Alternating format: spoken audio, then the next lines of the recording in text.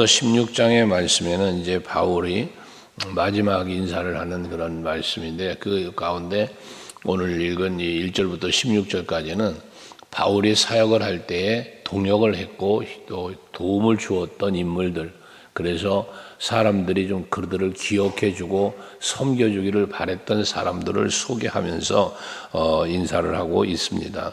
그 가운데 소개된 인물들을 보면 그 1절에는 베베라고 하는 분을 이야기합니다. 거기 보면 자매, 일꾼 또는 그렇게 말하고 있는데, 그 일꾼이라고 하는 말은 오늘날 우리가 말하는 집사를 일컬어 말한다고 보시면 될 텐데, 이 베베라고 하는 여성분이 바울의 사역에 일꾼이었다라고 말하면서 2절에 보면 그는 나의 보호자였다라고 말하고 있습니다. 바울의 보호자였다라고 해서 그 보호자는 의미는 도움을 주었던 사람, 조력자 등으로 이제 표현을 하는 건데, 이 베베라고 하는 여성분은 갱그리아 교회에서 바울이 사역을 하러 갈 때마다 늘 이렇게 돌봐줬고, 그가 사역하는 걸 나가는 모든 것을 위해서 많은 봉사와 섬김을 해줬던 분으로 소개되어지고 있습니다. 우리는 항상 하나님의 일을 할 때 보호자적 역할을 서로에게 할 수 있습니다. 물론 목회자에게만 아니라 서로에게도 보호자가 되어주면서 지켜주면서 함께 어우러져 주님의 일을 감당할 수 있는 우리들이 되어야 할 것입니다. 그들에게 대해서 합당한 예절로 저를 대하라고 2절에 보면 말씀하고 있는데, 이 합당한 예절이라고 하는 것은 그런 거죠. 예를 들자면 우리가 목회자를 대할 때 누구처럼 대하랍니까? 예수님처럼 대하라, 그렇게 말하잖아요. 이유가 무엇이에요? 이 하나님이 세운 주의 사자이기 때문에 그렇다라고 말하는 것처럼, 여러분 서로에게도 마찬가지죠. 우리는 머리 대신 예수님을 중심으로 한 지체된 우리라고 표현하니까 우리 모두가 다 한 몸이에요. 그렇기 때문에 우리 서로에게도 예수님을 대하듯 내가 너희를 사랑한 것처럼 너희도 서로 사랑하라 했으니, 그 아름다운 사랑의 마음을 갖고 서로를 대하는 게 이게 합당한 예절입니다. 그래서 그리스도인답게 산다, 복음에 합당하게 산다 등등이 이 믿음으로 사는 성도들의 덕이라고 말씀드렸잖아요. 그 덕스러운 모습이 바로 합당한 예절로 서로 대함의 모습이 될 수도 있다는 것입니다. 그러면서 3절에는 브리스길라와 아굴라 부부를 이야기하고 있는데, 이들을 소개할 땐 동역자라고 표현을 하고 있습니다. 기록에 의하면 이들은 사도 바울이 천막을 만드는, 이 장막을 만드는 일을 함께 했던 그런 사람들이라고 하죠. 그래서 이들은 어느 곳에 가든 항상 바울을 따라다닌 동역자들이었는데, 가는 곳마다 이들이 이제 이 천막을 만드는 일을 하니까 그들이 천막을 만들어서 집을 세우면 거기가 교회가 되었다, 그런 일화도 있지 않습니까? 이것처럼 그들은 항상 바울과 함께 하면서 바울의 동역자가 되었다는 것입니다. 동역자는 항상 함께 했다는 거고 항상 협력자가 되었다는 이야기 아닙니까? 근데 그들에 대해서 4절에 보면 그들은 내 목숨을 위하여 자기들의 목까지도 내놓았다라고 말합니다. 순교적 정신, 목숨을 다하기까지 바울과 함께하며 도왔던 인물을 브리스길라 아굴라 부부로 표현하고 있습니다.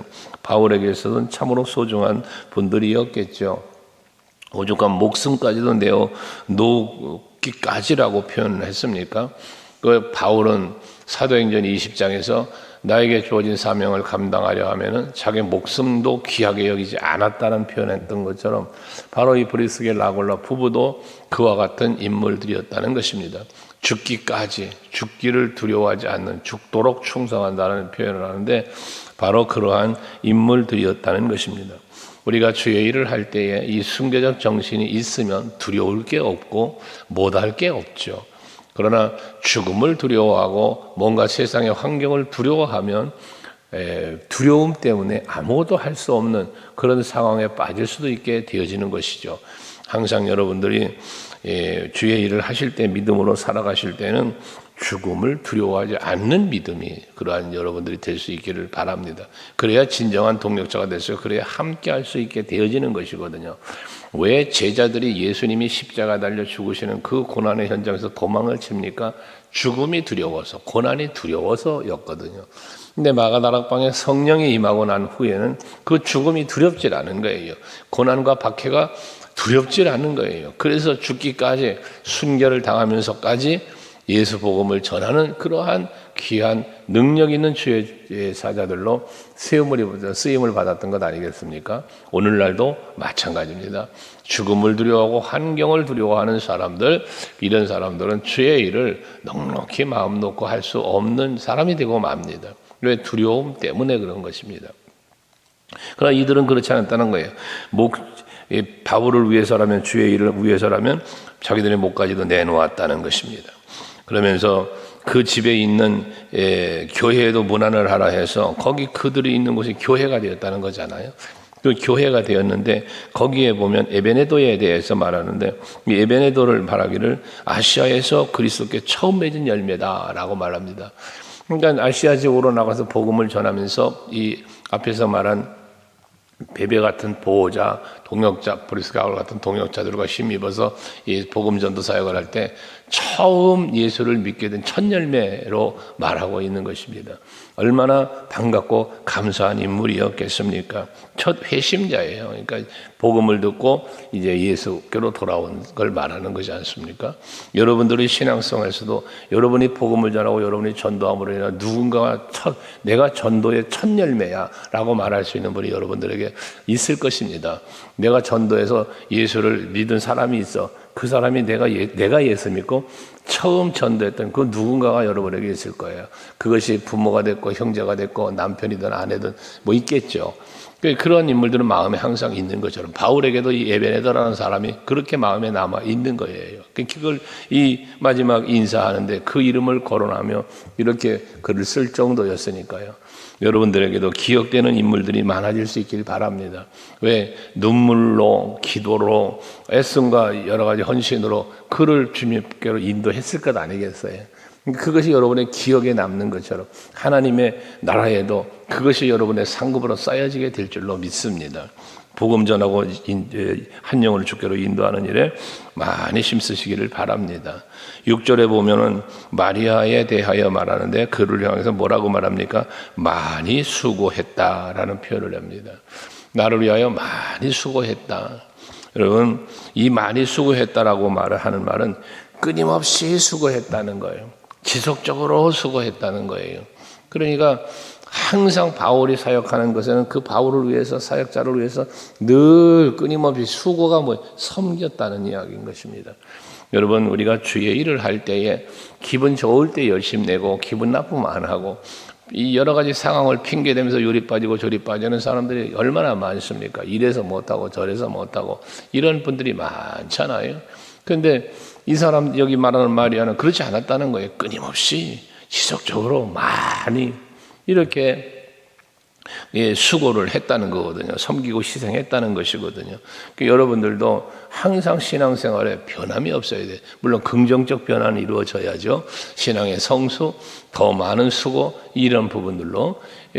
그런데 이 믿음이라는 이 자체가 흔들림이 없었다는 거예요. 고린도전서 15장 58절에 말하는 것처럼 사랑하는 형제들아 견실하며 흔들리지 말며라는 표현을 하는 것처럼 항상 여러분들이 그 견고한 믿음의 반석 위에 자신의 심령을 세우고 삶을 살아갈 수 있는 여러분들이 될 때 여기 마리아처럼 많은 수고, 많은 섬김, 많은 희생을 할 수 있게 되어질 수 있다는 것이죠. 여러분들이 오늘도 하루를 사실 때 이 많은 수고했던 것처럼 오늘도 또 다른 수고, 또 다른 열심, 또 다른 헌신이 있을 수 있는 여러분들이 되시자는 거예요.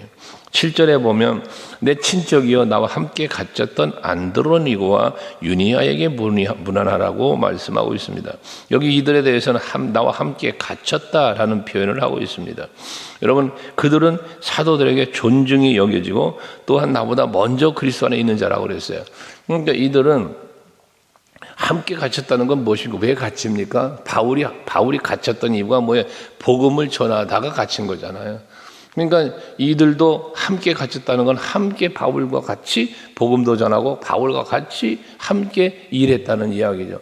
주의 일을 했다는 것이잖아요. 그러다가 함께 갇힌 거예요.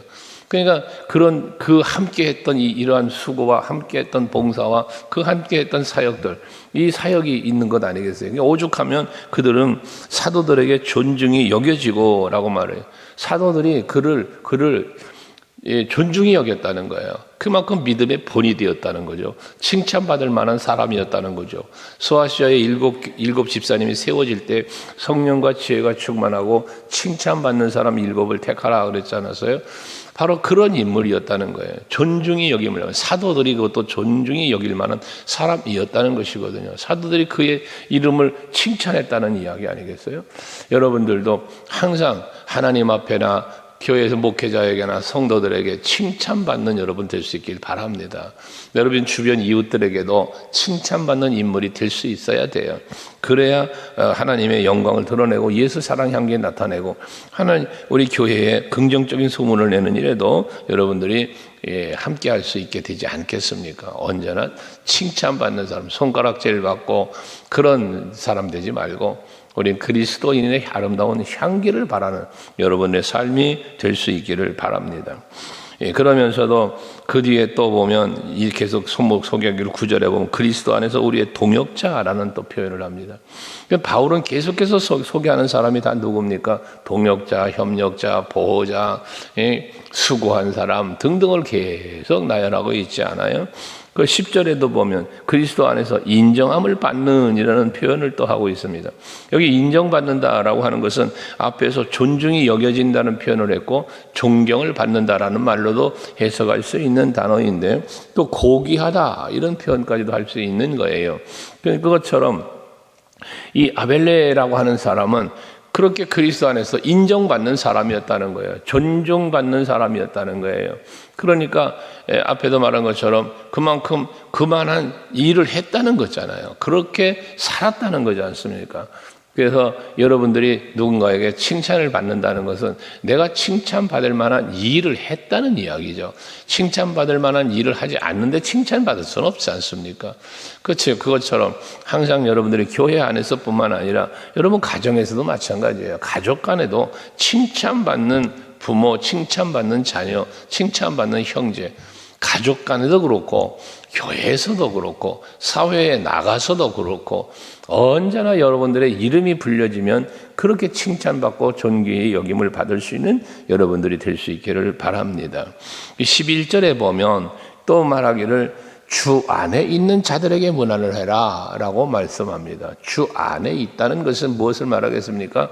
주와 함께하는 사람이요 또한 주의 은혜 안에 있고 주의 일에 함께하는 사람이라고 말할 수 있습니다. 언제나 주의 이름이 있는 곳에는 그가 있는 거예요. 예수의 이름이 있는 곳은 그가 있는 거예요. 이게 주 안에 있는 사람입니다. 또 말씀 안에 있는 사람이에요. 믿음으로 말씀 안에서 순종하는 사람이에요. 이게 주 안에 있는 사람입니다. 또 세상 환경, 문제 등등을 두려워하지 않고 항상 믿음으로 평안을 누리는 사람이에요. 이게 주 안에 있는 사람이에요. 우리가 찬송하죠. 주 안에 있는 나에게 딴 근심 있으랴 라는 찬송하는 것처럼 우리가 예수를 믿는 연고로 두려움이 없다고 그랬잖아요. 그럼 내 마음에 뭐가 찾아와요? 평안이 찾아와요. 그래서 나의 한숨이 변하여 찬송이 되고 여러분 그러잖아요. 내 눈물이 변해서 기쁨이 되고 노래가 될 수 있는 이러한 우리가 될 수 있는 이유는 그 믿음 때문인 거예요. 예수를 믿는 예수는 나의 힘이요 예수는 나의 기쁨이요 예수는 나의 자랑이요 이런 모든 고백들이 거기에 있는 것입니다. 그래서 우리 스티커 여러분들 가지고 있지만 예수님 덕분에 나는 행복한 사람입니다. 세상을 보고 사람을 볼 때는 참으로 힘들고 어려움 가운데 있을지 몰라도 나는 예수님으로 인하여 행복한 사람, 난 예수님으로 인하여 기쁘고 즐거운 사람, 이 기쁨과 이 즐거움을 마음껏 누릴 수 있는 힘, 그게 바로 믿음이요, 그게 곧 소망이 되는 것 아니겠습니까? 오늘도 하루를 사실 때 여러분 믿음으로 사시고 소망 안에 살아가는 여러분 될 수 있기를 바랍니다. 주 안에서 주 안에 있는 자 말하는데 12절에 보면 주 안에서 수고한이라는 말을 또 여기 수고를 말씀합니다. 앞에서 마리아에 대해서 말한 것처럼 많이 수고했다라는 표현을 했는데 여기도 이 일을 소개할 때 주 안에서 수고했다. 주 안에서 수고를 이야기합니다. 이 주 안에서 수고는 결국 뭐 한 겁니까? 그 그 주 안에서 12절에 주 안에서 수고를 했는데 주 안에서 많이 수고하고 사랑하는 이라고 또 표현을 했어요. 이것도 마찬가지입니다. 앞에서 말한 것처럼 많이 수고했다는 것은 지속적인 헌신을 말하는 거죠. 어떻게 이렇게 계속해서 변함이 없이 계속해서 수고하고 계속해서 바울의 사역을 함께 할 수 있었을까? 앞에 말한 그대로 믿음, 소망, 사랑 이 세 가지가 항상 그에게 있었기 때문에 그런 많은 수고를 주 안에서 할 수 있었다는 것이거든요. 그래서 항상 여러분 우리는 내가 예수 안에 있는지 내가 예수 안에 있는지를 살펴야 돼요. 내 안에 예수의 마음이 있는지 이걸 항상 살피는 여러분이 되셔야 됩니다. 혹여라도 마음속에 두려움이 찾아옵니까? 그럼 얼른 예수를 생각할 수 있어야 돼요. 여러분의 마음에 불안이 찾아와요? 예수를 찾아가야 돼요. 그래야 여러분들에게 그 두려움이 그 순간 사라져. 빛 대신 예수가 내 안에 오면 어둠의 것은 떠나가는 거잖아요. 이것처럼 항상 모든 슬픔이 사라지고 두려움이 사라지고 내 마음의 평안과 행복을 누릴 수 있는 것은 오직 예수가 내 안에 계셔야만 가능한 거예요. 그리할 때 기쁘고 즐거운 마음으로 항상 주의 일에 헌신할 수 있게 되어진다는 것이죠.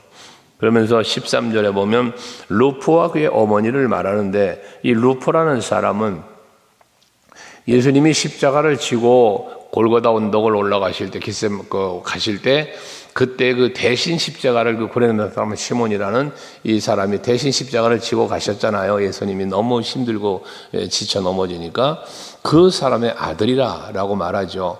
그에게 문안하라고 하면서 그 어머니는 곧 내 어머니다라고까지 표현을 합니다.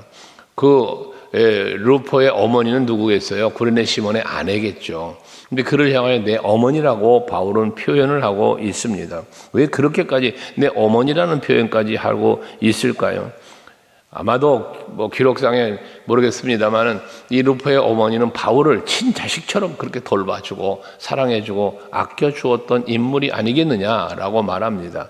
그만큼 바울은 그를 어머니처럼 대할 만큼 그런 사랑을 받았던 인물이라고 말하고 있는 것이죠. 여러분 정말 우리가 주의 일을 내가 하는 것도 마찬가지로 누군가가 할 때에 서로를 아껴주고 사랑하고 격려하고 힘이 되어 주는 것 그게 얼마나 큰 힘과 위로가 되겠습니까? 바울은